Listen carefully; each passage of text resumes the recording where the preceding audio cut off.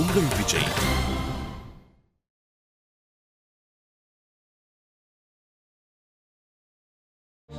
பாவம் அவரு ஒரு தப்பும் பண்ணாம வீட்டுல இருக்கிறவங்களோட திட்டுக்கும் பேச்சுக்கும் ஆளாகி கூனி குறுகி நிக்கிறாரு. யாருக்காக இல்லைனாலும் அழகர் மாமாவோட வாழ்க்கைக்காகவாவது நீங்க எல்லார்கிட்டயும் உண்மையை சொல்லிடுங்க மாமா. கண்டிப்பா மயிலு, நீ எதுக்கும் கவலைப்படாத. எனக்காக என் தம்பி எவ்வளவு பெரிய பழிய சுமந்து நிக்கிறான். அவன் வாழ்க்கை மேல எனக்கு அக்கறை இருக்குமா. அவன் எந்த தப்பும் பண்ணலன்னு கூடிய சீக்கிரம் எல்லார்கிட்டையும் நானே சொல்லிடுறேம்மா. மயிலு, நீயும் வாழ வேண்டிய பொண்ணு. நான் அறிவு கட்டு போய் பண்ண தப்பால நீ இந்த நிலைமையில இன்னைக்கு கஷ்டப்பட்டுக்கிட்டு இருக்க. உனக்கு வாழ்க்கை தர வேண்டியது என் பொறுப்புமா. தெரிஞ்சோ தெரியாமலோ இந்த வீட்டோட முதல் வாரிச, இந்த ஆறுசாமியோட குழந்தைய நீ வயித்துல சுமந்துட்டு நிக்கிற. உன்னை கடைசி வரைக்கும் கண்கலகாம பாத்துக்க வேண்டியது என்னோட பொறுப்புமா. ஆனா நான் என் அக்கா முகத்துல எப்படி மாமா முழிப்பேன்? என்ன அவ மக மாதிரி பாத்துக்கிட்டாலே அவ வாழ்க்கைய நான் பாலாக்கிட்டேனே மாமா. மயிலு, அழாத மயிலு. அனத்துக்கிட்ட நான் பேசுறேன், அவ புரிஞ்சுக்குவா மயிலு. நீ அவ தங்கச்சி தானே, அவ உன்னை ஏத்துக்குவா மயிலு. பயப்படாத மயிலு, எல்லாத்தையும் நான் பாத்துக்கிறேன் மயிலு.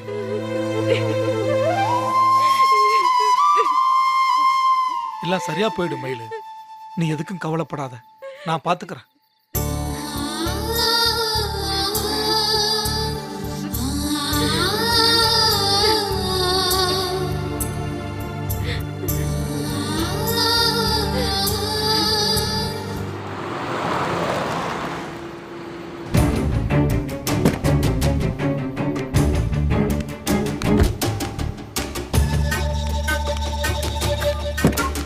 வாங்க ரேவதி, வாங்க.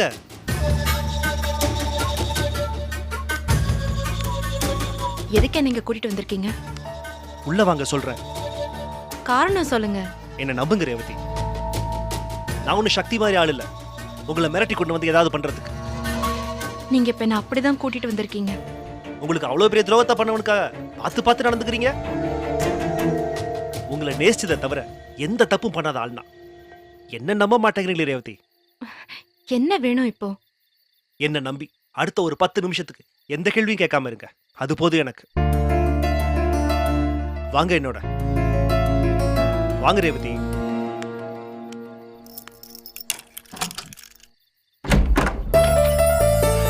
உள்ள வாங்க. ஒரு நிமிஷம் வலது கால எடுத்து வச்சு உள்ள வாங்க. என்ன பாக்குறீங்க?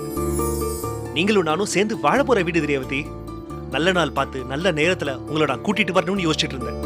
அதுக்கு முன்னால இப்படி உங்களை கூட்டிட்டு வர சூழ்நிலை ஆகி போச்சு.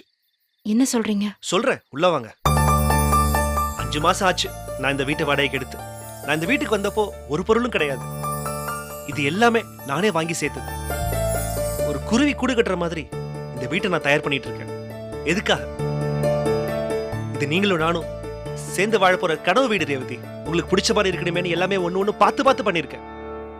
தினேஷ், பாத்தீங்கல்ல, வீடு முழுக்க உங்க போட்டோஸ் தான்.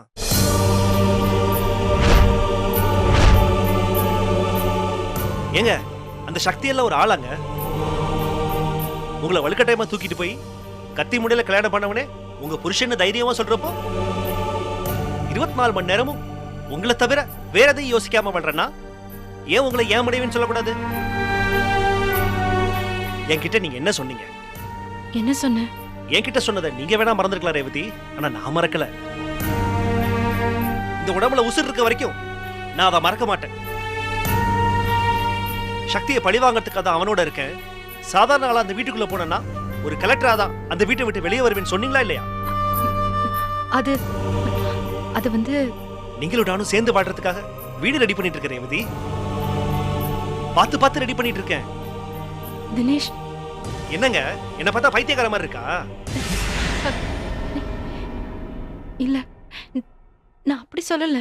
ஆமா, நான் பைத்தியக்காரன் தான். உங்க மேல நான் பைத்தியமா இருக்கேன். நீங்களும் நானும் ஒன்னா வெளியே போறதுக்கு புது கார் புக் பண்ணி வச்சிருக்கேன் ரேவதி. கேஸ் கனெக்ஷன் ஆரம்பிச்சு நீங்க படிக்கிற ஆனந்த விடன் குமுதம் போடுற வரைக்கும் தெருமுனையில ஆள் சொல்லி வச்சிருக்கேன். வீட்டுக்கு தேவையான பாத்திரங்கள், உங்களுக்கு புடவையில ஆரம்பிச்சு செருப்பு வரைக்கும், சோஃபா, சேரு, துணி காய போடுறதுக்கு கொடிக்கயிறு வரைக்கும் வாங்கி வச்சிருக்கேன் ரேவதி. இந்த ரூம் உங்க வீட்டு ஆளுங்க வந்தா தங்குறதுக்கு, இந்த ரூம் எங்க வீட்டு ஆளுங்க வந்தா தங்குறதுக்கு, அதான் நம்ம பெட்ரூம். குழந்தைங்கள்லாம் பிறந்தா நம்ம மேல ஷிஃப்ட் ஆயிடலாம். நம்ம ரூமும் குழந்தைங்க ரூமும் மேல. நம்ம 2 பேருமே வேலைக்கு போகணும். வீட்டுல இருந்து வீட்டை பாத்துக்க ஆள் கூட சொல்லி வச்சுட்டேன் ரேவதி. என்ன தினேஷ் இதெல்லாம்? தெரியலைங்க ரேவதி. எங்க வீட்டுல எனக்கு புத்தி குழம்பிருச்சுன்றாங்க, சில பேர் என்ன முட்டாளுங்கிறாங்க. ஆனா இது அதெல்லாம் இல்ல ரேவதி. என் மனசுல இருக்கிற காதலை எப்படி சொல்றதுன்னு தெரியல. இப்படி சொன்னா புரியுமான்னு ஒரு முயற்சி பண்ணி பார்த்தேன், அவ்வளவுதான். உங்களுக்கு புரியுதா ரேவதி? நான் சும்மா விளையாட்டுக்கு சொல்லல, என்னோட மொத்த வாழ்க்கையையும் நான் உங்க மேலதான் பெட் பண்ணிருக்கேன் ரேவதி. நீங்க சம்மதம் சொன்னா நான் தப்பிச்சேன், இல்லடா நான் அவுட்டுங்க. எதுக்கு இப்படி எல்லாம் நடந்துக்கிறீங்க? எனக்கு என்ன பண்றதுன்னு தெரியல ரேவதி. என் மனசுல இருக்கிறத எப்படி சொல்றதுன்னு தெரியல. இதுதாங்க எனக்கு தெரிஞ்ச ஒரே வழி. உங்களை எனக்கு பிடிக்கும், நீங்க இல்லைன்னா எனக்கு ஃபியூச்சரே இல்லைங்க. உங்களோட வாழ போற வாழ்க்கைக்காக நான் காத்துக்கிட்டு இருக்கேன். இதெல்லாம் சொல்றதுக்கு இதுதான் வழி ரேவதி. இப்ப நான் என்னங்க பண்ணணும்? நீங்க சொல்லுங்க. நான் சொல்ல வேண்டியதை சொல்லிட்டேன், நீங்க தான் முடிவு பண்ணணும். ரேவதி, எதுக்கு யோசிக்கிறீங்க? நீங்க என்னதானே விரும்புனீங்க? நியாயமா நம்ம 2 பேரும் இந்த வீட்டுல வாழ்ந்துட்டு இருந்திருக்கணும். எல்லாம் அவனால கெட்டு போச்சு. அவனா நானான்ட்டு இந்த நிமிஷம் நீங்க முடிவு பண்ணுங்க ரேவதி.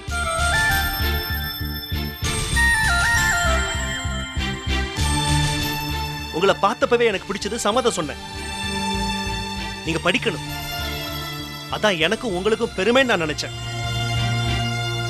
கல்யாண வீட்டுல பெருந்தன்மையா கல்யாணத்தை தள்ளி வைக்க சம்மதிச்சேன். இப்ப வரைக்கும் உங்களை நினைச்சே வாழ்ந்துட்டு இருக்கேன். சொல்லுங்க ரேவதி.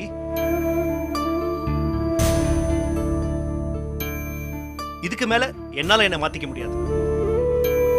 நீங்க என்ன வேணான்னு சொல்லிட்டா இந்த வீட்லயே என்ன முடிச்சுக்க வேண்டியதுதான். தினேஷ், வேற என்ன பண்றது?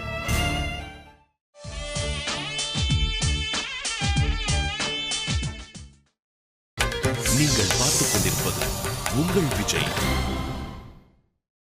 இதுக்கு மேல என்னால என்ன மாத்திக்க முடியாது. நீங்க என்ன வேணான்னு சொல்லிட்டா இந்த வீட்லயே என்ன முடிச்சுக்க வேண்டியதுதான். தினேஷ், வேற என்ன பண்றது? நீங்க பதில் சொல்ல இவ்வளவு யோசிச்சா நான் என்ன ஆகுறது? பதில் சொல்லுங்க ரேவதி.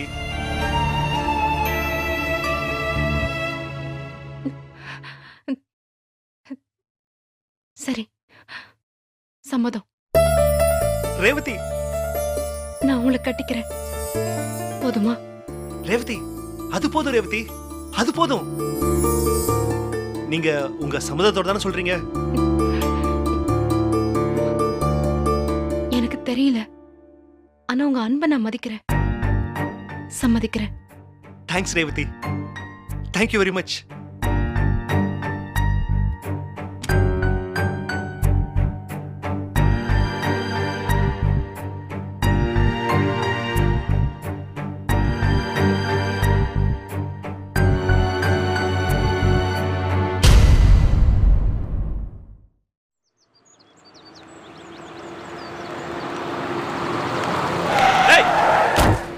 இறங்கடா கீழே, இறங்கடா. ஏய், இறங்கடா கண்ணாடியா. டேய், கீழே இறங்கு. எதுக்கு? உன்னை கொஞ்சம் கவனிக்க வேண்டியிருக்கு. என்ன பிரச்சனை பண்றீங்களா? பரவாயில்லையே, கரெக்டா கண்டுபிடிச்சிட்டியே. என்ன வேணும் இப்போ உங்களுக்கு?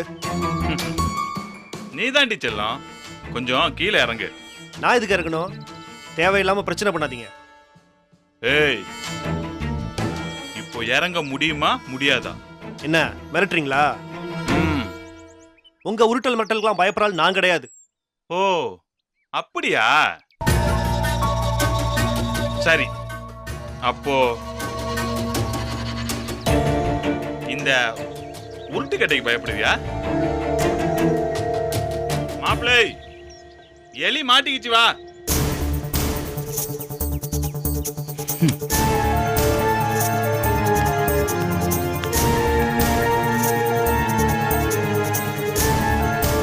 மாப்பிள்ள, காருக்குள்ளே வச்சு போட்டுருவா அவனை. இந்த பாருங்க, தேவையெல்லாம் பிரச்சனை பண்ணிட்டு இருக்கீங்க, இது சரியில்லை. ஏய், நீ தாண்டா பிரச்சனை பண்ணிட்டு இருக்க. மரியாதையா பேசுங்க சக்தி. ஏய், உனக்கெல்லாம் என்னடா மரியாதை? ரேவதி ஒரு பார்க்கவோ பேசவோ பிடிக்கணும்னு சொல்லி ஒதுங்கி போயிட்டு இருக்கல, அப்புறம் ஏன்டா அதை பிடிச்சி டார்ச்சர் பண்ணிட்டு இருக்க? இந்த பாருங்க, அது எனக்கும் ரேவதிக்கு இருக்க பர்சனல், அதுல நீங்க தலையிடாதீங்க. ஏய், ரேவதி என் பொண்டாட்டிடா. வலுக்கட்டாயமா கழுத்துல தாலி கட்டினா பொண்டாட்டி ஆயிடுவாங்களா? நீங்க ரேவதியை கடத்திட்டு போய் கல்யாணம் பண்ணிருக்கீங்க, காதலிச்சு ஒன்னும் கல்யாணம் பண்ணல. ரேவதி ஒண்ணு உங்க மேல ஆசைப்பட்டு உங்க வீட்டுல குடும்பம் நடத்த வரல. உங்களையும் உங்க குடும்பத்தையும் அடியோடு அடிக்கிறதுக்காக தான் அவங்க அங்க இருக்காங்க. டேய், அதெல்லாம் அப்படா, இப்ப எல்லாமே தலைகளா மாறிடுச்சு. ரேவதிக்கு என்னை பிடிக்க ஆரம்பிச்சிருச்சு. ஏய், இப்ப எங்க 2 பேருக்கு நல்ல அண்டர்ஸ்டாண்டிங் இருக்கு. இப்ப இந்த எலெக்ஷன்ல நான் ஜெயிக்கணுங்கிறதுக்காக ரேவதி எவ்வளவு ஒத்துழைப்பு கொடுத்துட்டு இருக்கு தெரியுமா? அது ஒண்ணு உங்க மேல இருக்கிற பாசத்தினால இல்ல, பரிதாபத்தினால. அதுவும் உங்க அப்பா கேட்டுக்கிட்டதுனால தான். அதே மாதிரி நீங்க அவங்களுக்கு என்ன உதவி செஞ்சு மயக்கினாலும் ரேவதி என்னதான் காதலிக்கிறாங்க, என்னத்தான் கல்யாணம் பண்ணிக்க போறாங்க. ஐயா, என்ன மாப்பிள்ளை சொன்னதே திரும்ப திரும்ப சொல்லிட்டு இருக்கான். டேய், நானும் ரேவதி 5-6 மாசமா ஒரே வீட்டில் புருஷன் பொண்டாட்டியா வாழ்ந்துட்டு இருக்கோம். இங்க பாரு, இதோட ரேவதியை டார்ச்சர் பண்ற வேலையை விட்டு ஓயாம ஃபோன் பண்றது, கண்ட நேரத்தில் அங்க வா இங்க வான்னு சொல்லி கூப்பிடுறது, ஸ்கூல்ல போய் பாக்குறது, இப்படி ஏதாவது பண்ண உழைச்சிருவேன். இந்த பாருங்க சக்தி, ரேவதி எனக்குன்னு முறைப்படி நிச்சயம் பண்ண பொண்ணு. எங்களுக்கு நடக்க இருந்த கல்யாணத்தை நிறுத்தி வலுக்கட்டாயமா தூக்கிட்டு போய் தாலி கட்டியிருக்கிறீங்க. கொஞ்சம் யோசிச்சு பாருங்க, உங்களுக்கும் ரேவதிக்கு ஏதாவது பொருத்தம் இருக்கா? நானும் ரேவதி IAS படிச்சுட்டு இருக்கோம். இன்னும் கொஞ்ச நாள்ல கலெக்டர் ஆயிடுவோம். உங்க படிப்பு என்ன, உங்க தகுதி என்ன? ரேவதி மாதிரி ஒரு பொண்ணை கட்டிக்கிறதுக்கு எப்படி உங்களால நினைச்சு பார்க்க முடியுது? மனசாட்சி இருக்கா உங்களுக்கு? மாப்பிள்ள, அவன் பாட்டுக்கு பேசிட்டே போறான், நீ என்னடானா சும்மா இருக்க? இவன் உயிரோட இருந்தா தானே ரேவதியை தொல்லை பண்ணுவான். இவனை ஒரே படா போட்டு இங்கே முடிச்சிருவான். சும்மா சக்தி, நிஜமா சொல்றேன், ரேவதி என்னதான் காதலிக்கிறாங்க. அவங்களுக்கு உங்க மேல துளி அளவு கூட காதல் கிடையாது. இதையும் புரிஞ்சுக்க மாட்டேங்க நீங்க. மனசுக்கு பிடிச்சவனோட நடக்க இருந்த கல்யாணத்தை நிறுத்தி வலுக்கட்டாயமா தாலி கட்டியிருக்கிறீங்க. உங்களை எப்படி அவங்க காதலிப்பாங்க? கொஞ்சம் யோசிச்சு பாருங்க. ஏலே, என்னடா சும்மா கடத்தனேன்னு சொல்லிட்டு இருக்க? அது ஏதோ நான் கோவத்துல பண்ண தப்பு, அதை நினைச்சு இன்னும் நான் வருத்தப்பட்டுட்டு தான் இருக்கேன். பண்ண தப்புக்கு பிராய்ச்சித்தம் பண்ண தான் ஒன்னி ரேவதி ஒன்று சேர்த்து வைக்கணும்னு நினைச்சேன். ஆனா நான் பண்ண தப்ப ரேவதி என்னைக்கோ மன்னிச்சு ஏத்துக்கிடுச்சு. இப்போ நாங்கள் 2 பேரும் நல்லா பழக ஆரம்பிச்சிட்டோம். இப்போ அது எனக்காக ஒவ்வொரு விஷயத்தையும் பார்த்து செஞ்சிட்டு இருக்கு. என் மேலே அவ்வளோ அன்பாகவும் அக்கறையாகவும் இருக்கு. இனிமேல் ரேவதி இல்லாமல் நான் என்னால் இருக்க முடியாது. என்னால் ரேவதியை யாருக்கு விட்டு தர முடியாது. ஏய், இப்போ எல்லாரும் உன்னை வேணாம்னு நினைக்க ஆரம்பிச்சிருச்சு. உன்னை விட்டு தள்ளி இருக்குன்னு நினைக்கிறா. ஏய், ஏன்டா அதை பிடிச்சி டார்ச்சர் பண்ணிட்டு இருக்க நீ? நேற்று கூட ரேவதிக்கு போன் பண்ணி கட்டாயப்படுத்தி வர சொல்லிருக்க, வலுக்கட்டாயமா காரில் ஏற்றி கூட்டு போயிருக்க. ஏய், இது எல்லாமே எனக்கு தெரியும். ஆமா, நான் ரேவதிய வலுக்கட்டாயமா தான் கார்ல ஏற்றி கூட்டு போனேன். விருப்பம் இல்லாம தான் என் கூட வந்தாங்க. ஆனா அவங்கள நான் வீட்டுக்கு கூட்டு போயிட்டு நான் எவ்வளவு காதலிக்கிறேன்னு அவங்களுக்கு நான் புரிய வச்சேன். அப்பதான் ரேவதி என் மனசை புரிஞ்சுக்கிட்டாங்க, என் காதலையும் புரிஞ்சுக்கிட்டாங்க. என்ன கல்யாணம் பண்ணிக்கிறேன்னு சொல்லியிருக்கிறாங்க. ஏய், வாய்க்கு வந்தபடி அடிச்சு விடாடா பிராடு பேல. சத்தியமா சொல்றேன், ரேவதி என்ன கல்யாணம் பண்ணிக்கிறேன்னு சொன்னாங்க. அதுவும் நேத்து தான் சொன்னாங்க. டேய், திரும்ப அதவே சொன்ன குன்றியும் பாத்துக்க. நான் ஒன்னும் போய் சொல்லல. ரேவதி என்ன கல்யாணம் பண்ணிக்கிறேன்னு சொல்லிட்டாங்க. அதுக்கு என்கிட்ட ஆதாரம் இருக்கு. ஒரு நிமிஷம்.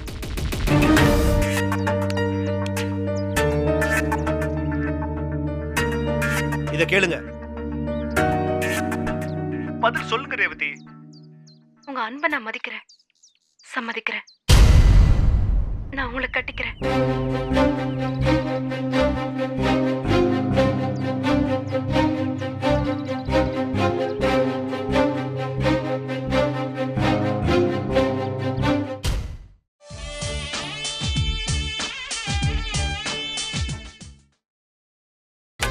நீங்கள் பார்த்துக் கொண்டிருப்பது உங்கள் விஜய். உங்க அன்பை நான் மதிக்கிறேன். நான் உங்களை கட்டிக்கிறேன்.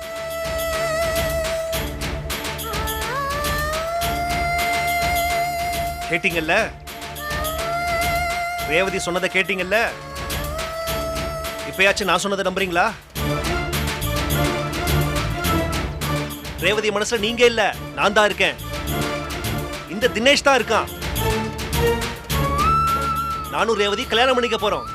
சீக்கிரமே கல்யாணம் பண்ணிக்க போறோம். எங்க காதலை பிரிச்சிடாதீங்க, சேர்த்து வைக்க பாருங்க. எங்க வாழ்க்கையில இனிமே தலையிடாதீங்க.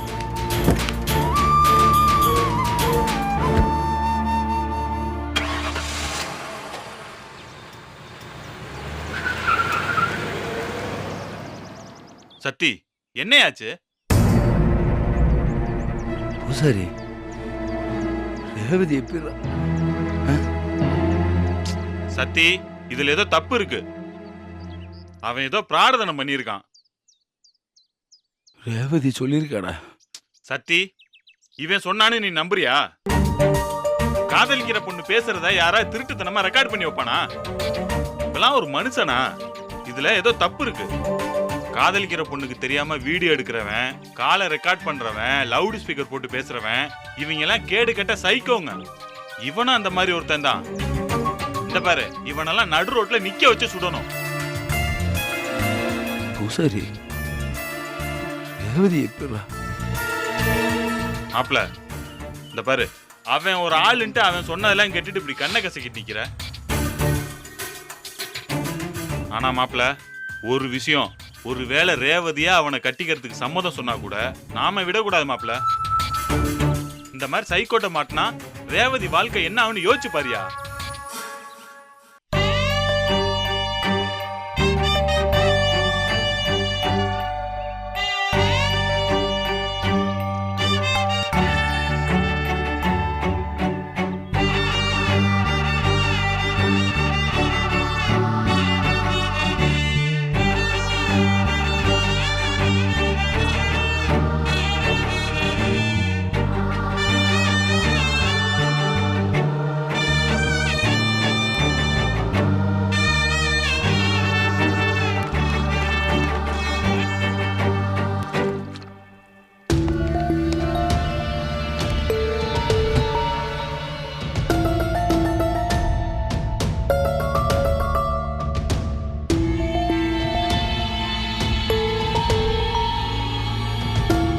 என்னாச்சு? ஏன் ஒரு மாதிரியா இருக்க? அதெல்லாம் ஒன்றும் இல்லை.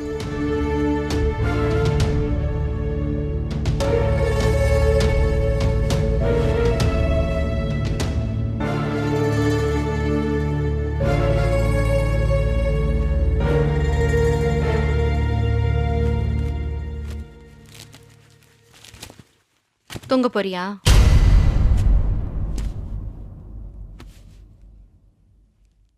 இல்ல, இவ்வளவு சீக்கிரமா ஏன் தூங்குறேன்னு கேட்டேன். வேற வேலை எதுவும் இல்லை. முடிச்சிருந்து என்ன செய்ய போறேன்? நீ என்கிட்ட எதையோ மறைக்கிற. நான் எதையும் மறைக்கல. அப்போ நான் மறைக்கிறேனா? அப்படியெல்லாம் நான் சொல்லலை. என்ன பிரச்சனை உனக்கு? ஒன்றும் இல்லை, விடுங்க. இல்ல, என்னமோ இருக்கு. உனக்கு ஏதோ தெரியுது, ஆனா அதை என்கிட்ட கேட்காம மறைக்கிற. அதே சமயம் உனக்கு தெரிஞ்சத எனக்கு தெரியப்படுத்தணும்னு நினைக்கிறேன். சொல்லு, உனக்கு என்ன தெரியும்? இன்னும் என்ன தெரியணும்? தினேஷ் உங்களை மிரட்டி தான் பார்க்க வர சொன்னாரா? மிரட்டியெல்லாம் இல்ல, பார்க்கணும்னு சொன்னாரு, போனேன். ஏன் கேக்குற? இல்லை, அவ்வளோ லேட்டாக கிளம்பி போய் அவரை பார்க்கறதுக்கு என்ன காரணம்? இல்லை, எனக்கு என்னமோ நீங்களே கிளம்பி போன மாதிரி தெரியல. முக்கியமான விஷயம் உடனே பார்க்கணும்னு சொன்னாரு, போனேன். அப்படி என்னங்க முக்கியமான விஷயம்?